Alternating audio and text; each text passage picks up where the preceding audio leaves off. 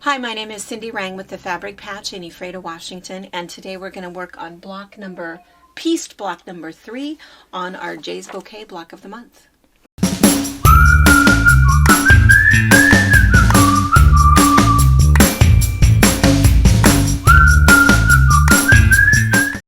Alright, so if you're new to this block of the month, I just love this project. This is by Olive Gray Studios. Corey is one of my favorite designers.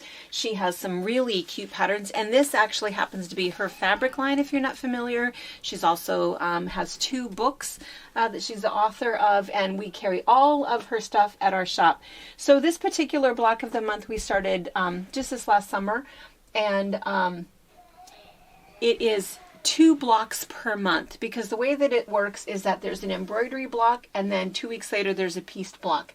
An embroidery block, 2 weeks later a pieced block. So we've done block number 3, and today we're going to work on this piece block. And you can see that they're all pretty easy pieced blocks. There's a couple of new techniques hopefully that you'll be able to learn, but really they go together pretty quickly. It's really a fun opportunity to use up some of her really cool fabric, or if you're working on your stash at home, that's okay too. And one little comment about the hand stitching project is that if you are a novice hand embroiderer, this would be a great project. You could really do most of it in just your back stitch and your French knots, but along the way I am teaching you kind of some fun things that you can use to embellish your stitches. So alright, so this is the one that we're making today, and you can see that this follows exactly what she shows you in the pattern in terms of using her colors. And if you did buy your kit from us back when we put those kits together, and I just have to say we no longer have any, you can use these colors, or of course you can swap out anything. If you think that the electric blue is too electric, or you wanted to add a little bit more pink and purple to it, you can of course do anything that you'd like to do. What you're going to see is that I'm sort of using up some leftovers and some weird stuff in my stash for another version of it, but this is the block that we're doing. So I'm going to go ahead and show you the fabric pieces that we're cutting. All right, so block number 3, what's kind of nice about the way that she writes her pattern is that this is the piece that you're tracing when you're doing your hand embroidery, but she has this great big huge enlarged picture. Let me flip that around for you so you can kind of see up close the hand stitches, which are sort of nice. And then this is the pieced block, and she shows you a nice picture of that with all of the directions here. Sometimes with her cutting, you have to kind of read the whole thing first, because she might know that you're cutting out of the kit that we packaged for you, and so she'll tell you to cut a whole strip and then put some of it aside. But what I'm just going to tell you is that really all you need is a 1.5 inch strip, because we're going to do a strip set and then we're going to cut them apart. And then these pieces right here, these are 2.5 by 6.5. So if you did want to do some fussy cutting for any of these, you could go ahead and do that. Always the risk with fussy cutting is that you're going to end up wasting some fabric in order to get, the image that you want, but, who doesn't do that? So I really did want to have some of these kind of fun birds in there, so we cut this apart a little bit different. So these are our rectangles. We've cut these and we're going to set those aside. And now what I'm going to do with my 1.5 inch strips is I'm going to sew these together, right sides together, and then I'll be right back. Okay, so we've got our strips sewn together, and just a reminder, in order for your math to come out correct, it is pretty imperative that you use a 1/4 inch seam allowance. That's what's going to give you your 1 inch finished piece here. All right, so I've got this sewn. I'm just going to use a little bit of best press, and then we'll set the seam real fast. And then when you press, I'm not sure if we've talked about this a lot before, but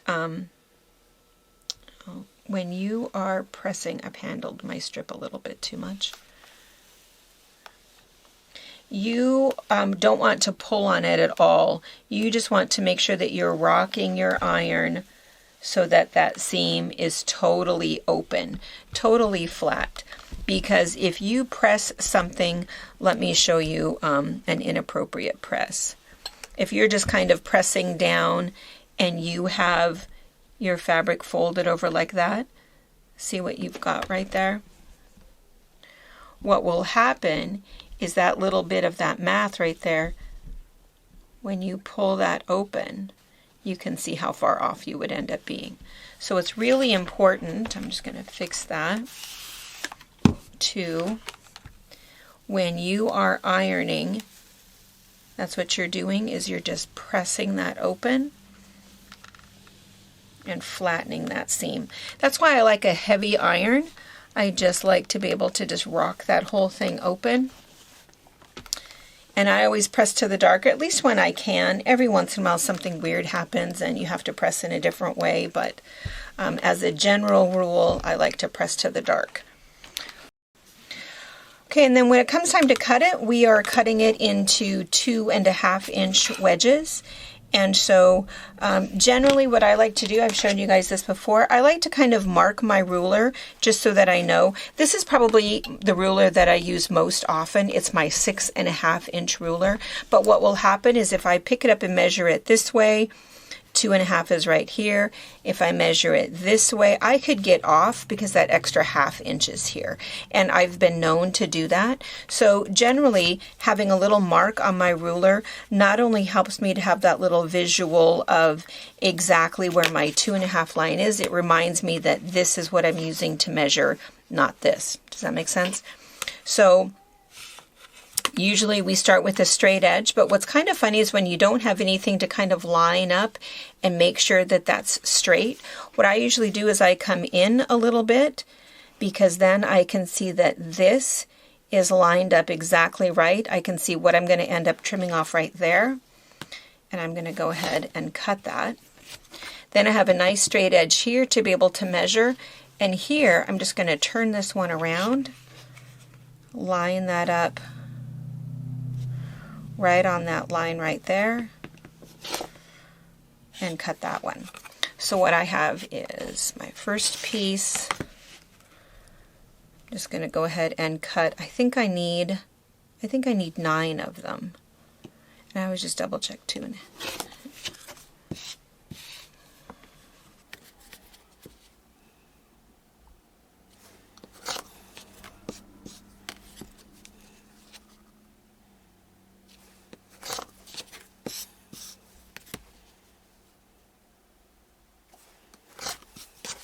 Now the other thing that will happen is oftentimes just the idea of just cutting your straight edge. Usually the rule is the width of your ruler. You have to kind of straighten up that line again. I don't know what causes that to happen, but it does. And I just want to show you that when I line this up here, if you look over here, do you see that? I'm right on that 2.5 inch edge, and see how it kind of got a little bit bigger? I don't know if you can tell, if Brianna can enlarge it enough, but it's just one of those things that happens. It's because your fabric is fairly fluid and things will move just because of the way that we've pressed it. So every once in a while, and again about maybe 3 to 4 strips generally, you have to go ahead and straighten up that edge again. And it just takes a second. You just kind of want to watch for that. And it's just that tiny little bit, but that tiny little bit can cause a little bit of an issue.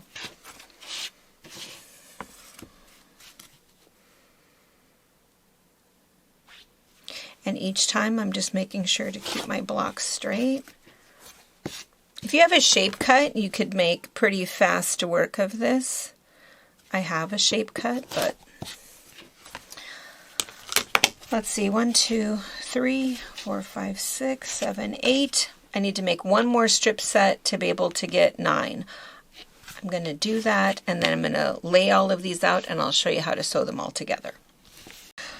Okay, so I have all 9 of these cut. I do have 3 of them sewn together. So what's going to happen is if you've decided to do any fussy cutting with your wedges, the big part now is to overthink how you're going to lay things out. So I never know, what I think it should be. If it should be the top of the tree, the middle of the tree, the bottom of the tree. And after I decide, I'm probably still going to change my mind. But I think for right now, I'm going to leave it like this.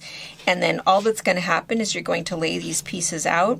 And once you've laid these pieces out and you sew them together with your 1/4 inch seam allowance, you're going to end up with a strip that looks like this. And then when you have this, we're just going to sew this one, our 1/4 inch seam allowance. That'll be attached to there. And then we'll do the next one. So 1, 2, and 3. And you know, don't worry, every once in a while people get a little bit nervous about fabric that frays. It doesn't mean that it's poor quality fabric. Sometimes that will happen, and a lot of it is just because of the way that I have just been stripping and handling it. All fabric is going to fray a little bit because it is woven, right? You've got your weft threads and your warp threads. And so if you use a little bit more best press, it won't happen. And if you know that some is fraying just a little bit, just kind of be aware of that and don't keep cutting it. All I ever cut off are the little fray bits. I don't trim anything else off because all of that is going to be well within my seam allowance. So see, if you look where your seam allowance is, my 1/4 inch seam allowance, I'm absolutely fine. And really what causes that is just whatever they've chosen for their finish. Most fabrics have a finish on it that will include a stain guard, a starch, a stain protectant, a sun guard. Wait, did I say all of those things? And oftentimes they'll also include softeners. And so depending upon their recipe, some don't include quite as much starch, and that's oftentimes why that will happen. It never bothers me. I never think anything of it unless it's really fraying and it's going to go, far beyond something. Then I might not use that. But if that happens, I always let the quilt shop know where I bought it so that they can report that to the manufacturer and let them know that there was a problem with that. All right. So anyway, I'm going to sew those 3 together, sew it onto there, and then the last 3, and sew it onto there. And that's what this particular block is going to look like. And let's look up here again. It'll look like this. And depending upon how fast you are at your hand embroidery, maybe you can go ahead and sew your first row together. If not, we'll put all of your blocks aside until we get a few more done. So that's it for our month 3 pieced block. Join us next for month 4, our hand embroidery block. And then we'll continue to work through our Jaye's Bouquet. Thanks. Thank you for watching our video. We invite you to leave a comment, hit the like button, or better yet, subscribe to our channel so you never miss an episode. You can also visit our Instagram, Twitter, Facebook, or Pinterest pages, or find all of those things and our online store at fabricpatch.net.